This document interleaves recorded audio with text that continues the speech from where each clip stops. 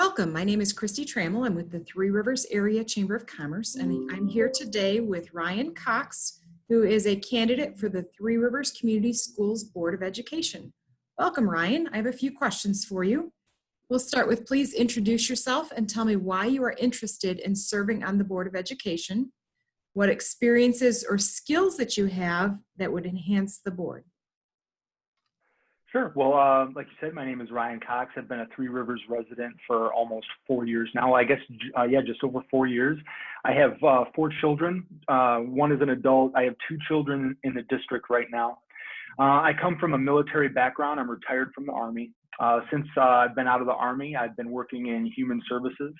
I have master's degrees in criminal justice as well as theology and a bachelor's degree in business. So I do come from a place of education. The reason I would like to run for school board is really community, if I had to boil it down to one word. Obviously, I care about the education of my daughters and all my children, but also I care about the education of all of our children collectively. And I believe that, especially in today's political climate, I think the best antidote for the hostility is really community cohesion. And I think the school board is a great place to start. It's a nonpartisan position. It's really a place where people can get together with like-minded ideals for our children to provide a place for them to grow and build their education.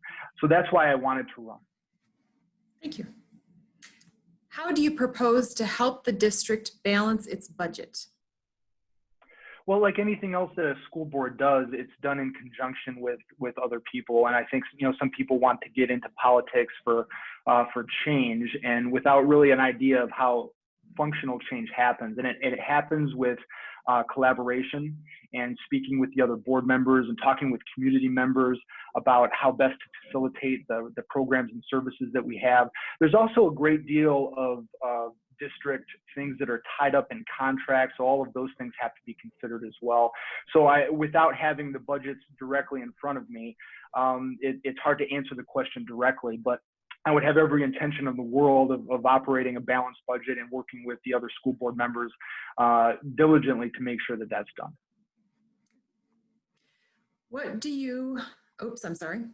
What is your first priority if elected to the school board? The first priority I would have, especially in today's climate, is to make sure that we have a safe environment for our children to go to school. I've connected with Dr. Moog, our superintendent, previously, and we're working on aligning our calendars again to have another meeting soon.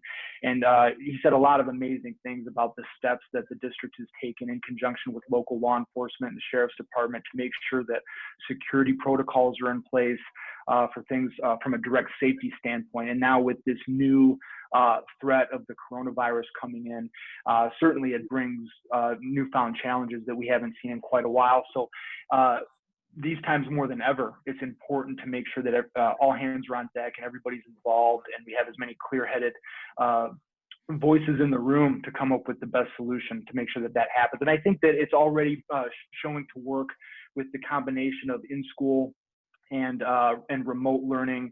I think everybody seems to be putting their best foot forward there, and my hat's off to all of our educators. They're doing a fantastic job. What do you believe is a board member's role in governing the district? I think it's a board member's role to be a representative of the community, to be a voice for the parents and a voice for the children. And I think in order to do that effectively, you first have to listen to the parents and the children, to hear their concerns, to hear their desires, to hear what their thoughts on the district performances and their school's respective performance and ways that we can facilitate their child's education more effectively. I would intend to listen to anybody who had a matter to speak on, and I would intend to be a voice for all of them. As a board member, you will make decisions that directly impact the budget. How will you evaluate which areas are most important? But through talking with the other board members, through talking with parents, and through the kids, they're really our greatest resource. Our children are in the classrooms every day. They're receiving the education. They're involved in all of the intramural activities, and they're really the ones experiencing the results of all of the decisions that get made at the top level.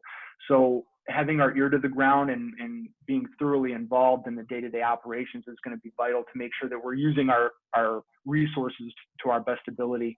So just having that ongoing communication. Ryan, if you're elected, how do you plan to further your education as a board member? Well, some people know, many might not if you're not involved, but there are actually courses you can take for school board members. I would intend, if elected, I would start those courses immediately, and I wouldn't stop until they were all completed. It would be my goal. I actually just finished a bout of grad school, or else I might have already done these, but I've been breathing for the last 2 weeks, so I feel like I got my life back. But if elected, yes, I would absolutely plan on doing that. It's not advantageous to come into any role with a lack of education, and if there's a bit of it out there that I have yet to get, I'm going to pursue it. It's in my nature.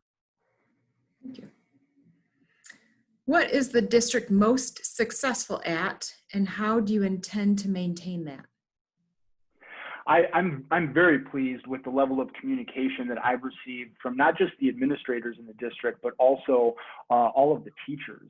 And this is before my involvement in attempting to run for the Board of Education. I've been thoroughly impressed with the educators that my children have directly worked with. The level of communication has been unprecedented. I've been thoroughly happy with it. My wife and I are very, very pleased. We feel that we have very positive relationships with all of the teachers.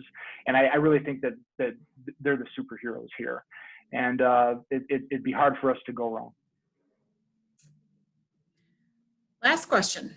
What is the district lacking, and how do you intend to improve that? If any district is lacking anything, I would say it would just be involvement. Anybody who has a desire to get involved should, and anyone who has a lack of desire, I wish that they would build it, and I would intend to promote an environment that would invite as much collaboration as possible. This at the community level, and especially within the Board of Education, as a nonpartisan board, it's the best place possible for neighborhood and community leaders to get together, and it's a place where anybody can be a community leader, and we can talk about what's best for our children, and that will then drive the positivity in the community. That's what I'm looking forward to. Ryan, thank you for joining me today. Best wishes with your candidacy. Thank you so much, and thank you for all you do as well.